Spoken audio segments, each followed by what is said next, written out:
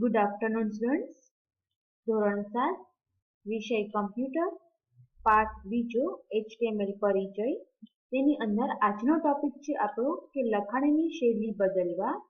Page number 76 લખાણની શૈલી એટલે કઈ રીતે? તો કે ઘાટું લખવું છે, ત્રાસું લખવું છે, લખાણની નીચે લાઈન કરવી છે એટલે કે ઘાટું એટલે કે બોલ્ડ, ઇટાલિક અથવા તો અંડરલાઈન. આ ત્રણમાંથી આપણે કઈ રીતે લખાણને બતાવવું છે, ડિસ્પ્લે કરવું છે તેના વિશે આજે આપણે સ્ટડી કરીશું.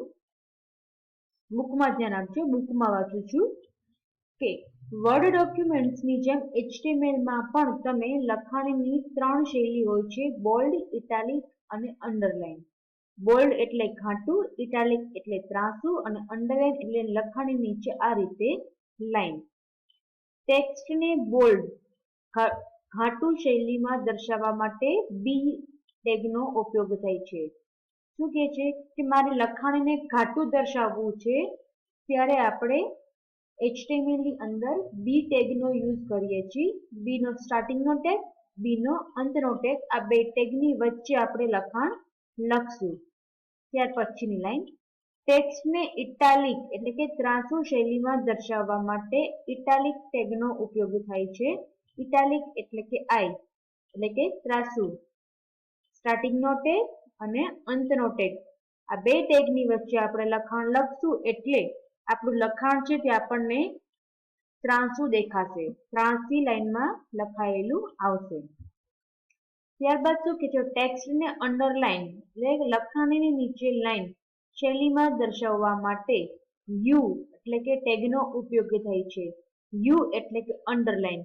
સ્ટાર્ટિંગનો ટેગ, એન્ડિંગ ટેગ, હંમેશા એન્ડિંગ ટેગ સ્લેશ થી આપણે પૂરો કરીએ છીએ. આ બે ટેગની વચ્ચે લખાણ લખશું એટલે લખાણની નીચે આ રીતે અંડરલાઈન આવી જશે. હવે સ્ટેપ બાય સ્ટેપ આપણે જોતા જઈએ. સ્ટેપ નંબર 1 શું કે છે પેજ નંબર 76 ઉપર? તો કે નોટપેડ ખોલો અને ડી, આઈ અને યુ ટેગનો નીચે મુજબનો ઉપયોગ કરો. દરેક લીટીને નવા ફકરા તરીકે દર્શાવવા માટે પી અને સ્લેશ ટી ટેગનો ઉપયોગ કર્યો છે. લાસ્ટ વિડીયોમાં આપણે જોઈ ગયા કે પી ટેગનો ઉપયોગ શું છે. તો પી ટેગનો ઉપયોગ તમારે કંઈ પણ નવા પેરેગ્રાફમાં લખવું હોય ત્યારે આપણે પી ટેગનો ઉપયોગ કરીએ છીએ. તો બુકમાં જે રીતનો આપણને પ્રોગ્રામ આપેલો છે તે પ્રોગ્રામ આપણે લખતા જઈએ. સ્ટેપ નંબર 1 ની અંદર પેજ નંબર 77 ઉપર પ્રોગ્રામ લખેલો છે તે આપણે લખતા જઈએ. HTML નો સ્ટાર્ટિંગ નો ટેગ સાથે સાથે HTML ઓવર એન્ડિંગ ટેગ લખતા જશું. દરેક ટેગ નો સ્ટાર્ટિંગ નો ટેગ સાથે સાથે એન્ડિંગ નો ટેગ પણ લખતા જશું. આ જ રીતે આપણે હંમેશા લખવાની ટેવ પાડશું તો ક્યારેય પણ પ્રોગ્રામની અંદર ટેગની ભૂલ પડશે નહીં. Title tag. હવે ટાઇટલ શું આપેલું છે તો કે ટેક્સ્ટ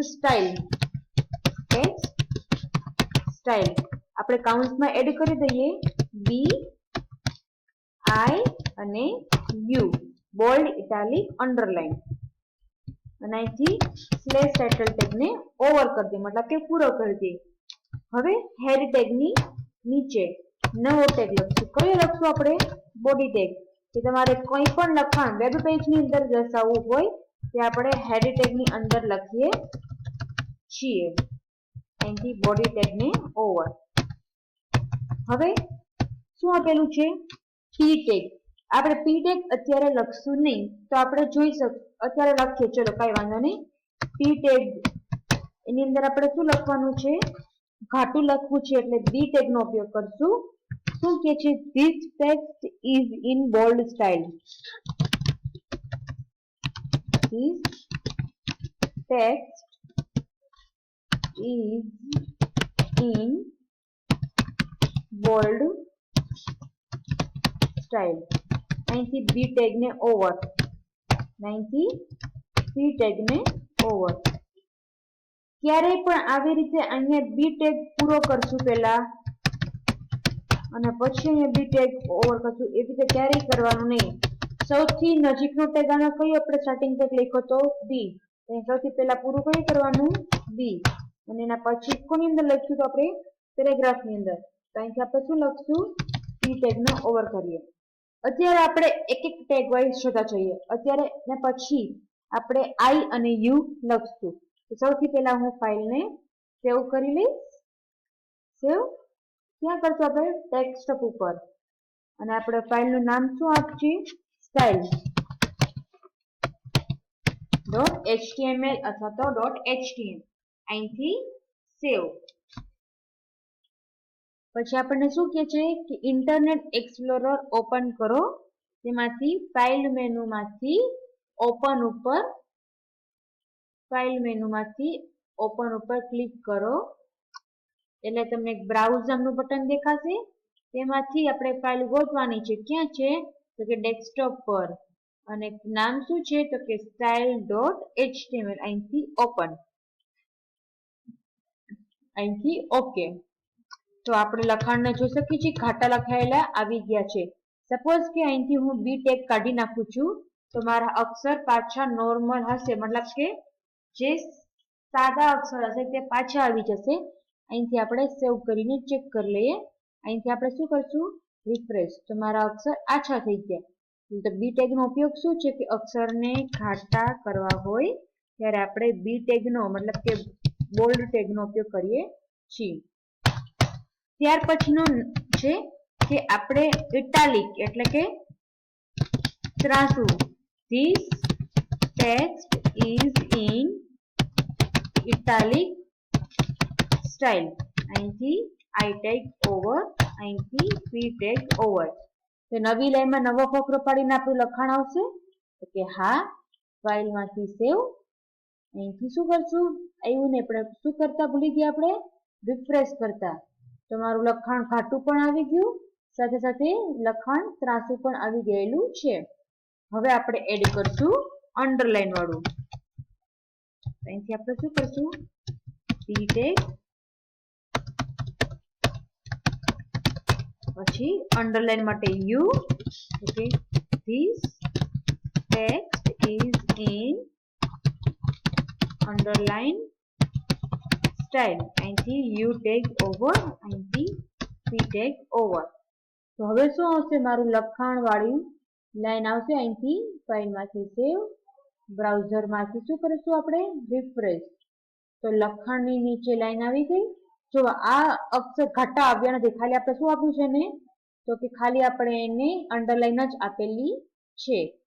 ફરીથી જોઈ લઈએ. બી ટેગનો ઉપયોગ શું છે? તો કે તમારે અક્ષરને ઘાટું કરવું હોય ત્યારે આપણે બી ટેગ એટલે કે બોલ્ડનો ઉપયોગ કરીએ છીએ. હવે સપોઝ કે લખાણને મારે ત્રાંસુ કરવું છે ત્યારે આપણે ઇટાલિક ફોર્મેટનો યુઝ કરીએ છીએ, મતલબ કે આઈ ટેગનો યુઝ કરશું. અને જ્યારે લખાણની નીચે લાઈન દર્શાવવી છે ત્યારે આપણે યુ ટેગ એટલે કે અંડરલાઈન ટેગનો ઉપયોગ કરશું. હવે આપણે એક કામ કરીએ, આ બધું લખાણ કાઢી નાખીએ. હવે આપણે કંઈક નવું લખીએ. સપોઝ કે મારે એવું કરવું છે, મારે અક્ષરને ઘાટા પણ કરવા છે, ત્રાંસા પણ કરવા છે અને અંડરલાઈન પણ કરવી છે. તો આપણે એવું પણ કરી શકીએ છીએ. તો અહીંથી હું બી ટેગ કરીશ, ઘાટું કરીશ, એને ત્રાંસુ પણ કરીશ અને એને અંડરલાઈન પણ કરીશ. ને એ આપણે શું લખશું? કમ્પ્યુટર નામનો વર્ડ. હવે આ લાઈનમાં સૌથી છેલ્લે શું લખેલું છે મેં? યુ. તો સૌથી પહેલા શું પૂરું કરશું? યુ. ત્યારબાદ આપણે એના પછી શું લખેલું? પહેલા શું લખેલું હતું? આઈ. અહીંયા શું લખશું આપણે? આઈ. અને લાસ્ટમાં ફર્સ્ટમાં આપણે શું લખ્યું હતું? બી. તો લાસ્ટમાં પૂરું શું કરશું? બી. સમજાણું? શું કર્યું આપણે? સૌથી પહેલા જે અહીંયા ટેગ ઓપન કર્યો હતો તે અહીંયા સૌથી છેલ્લે કરશું. એના પછી આપણે અહીંયા આઈ ટેગ ઓપન કર્યો હતો તો બી ટેગ પહેલા પૂરો કરશું અને સૌથી છેલ્લે આપણે કયો ટેગ ઓપન કર્યો હતો? તો યુ. સૌથી પહેલા ઓપન કયો કરશું? યુ. તો આ જે કમ્પ્યુટર નામનો શબ્દ છે તે મારો ઘાટો, ત્રાંસો અને અંડરલાઈન વાળો આવી જશે. ફાઇલમાંથી સેવ અને બ્રાઉઝરમાંથી આપણે શું કરવાનું થશે?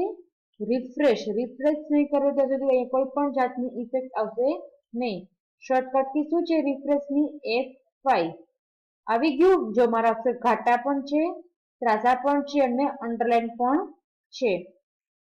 તો આજે આપણે શું જોયું કે તમે કોઈ પણ ટેક્સ્ટને બોલ્ડ, ઇટાલિક, અંડરલાઈન તમારે કોઈ પણ બેનું તમે યુઝ કરી શકો છો. સપોઝ કે મારે એવું કરવું છે, આપણે નવો ટેગમાં જોઈએ, મારે ખાલી ઘાટા કરવા છે અને અંડરલાઈન કરવા છે તો પણ તમે એમ કરી શકો છો. અહીંથી હું ડેમો લખું છું.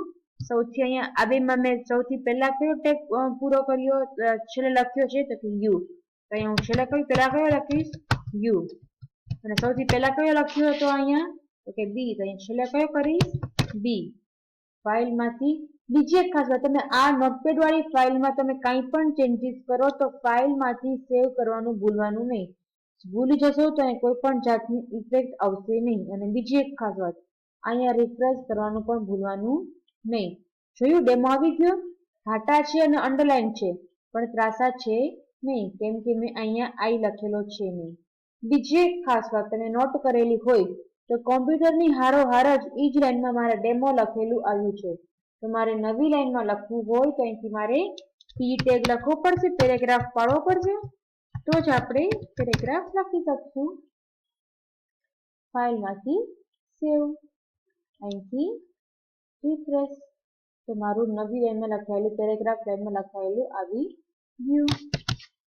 તમે જો મેં સિલેક્ટ કર્યું તો પેરેગ્રાફમાં શું હોય છે કે એક લાઈન પહેલા એક લાઈન પછી પેરેગ્રાફ ટેગ લાઈન છોડે છે. તે જ રીતે ડેમોની અંદર એક લાઈન અહીંયા આગળ અને એક લાઈન નીચે છોડેલી છે. હવે સપોઝ કે મારે એવું કરવું છે કે મારે ખાલી ત્રાંસું લખવું છે અને અંડરલાઈન કરવું છે.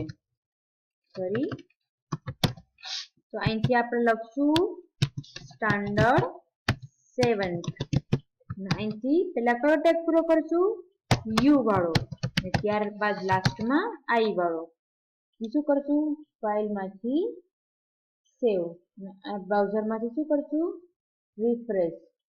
તો આ શું થયું, ઘાટું ન આવ્યું પણ ત્રાસું અને અંડરલાઈન વાળું આવી ગયું. આમાં શું છે, ઘાટું પણ છે, ત્રાસું પણ છે અને અંડરલાઈન પણ છે. આમાં શું છે, ઘાટું છે, અંડરલાઈન છે, અને આમાં શું છે, ત્રાસું અને અંડરલાઈન છે.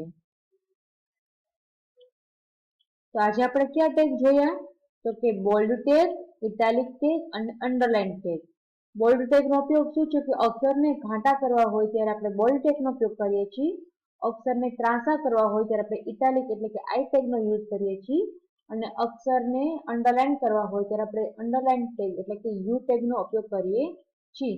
ત્રણેય ટેગનો ઉપયોગ આપણે એકી સાથે પણ કરી શકીએ છીએ, અથવા તો જે રીતની રિક્વાયરમેન્ટ હોય, ઘાટું કર્યું તો ઘાટું, સાથે સાથે ત્રાસું કર્યું તો ત્રાસું, સાથે સાથે અંડરલાઈન કર્યું તો પણ તે આપણે યુઝ કરી શકીએ છીએ.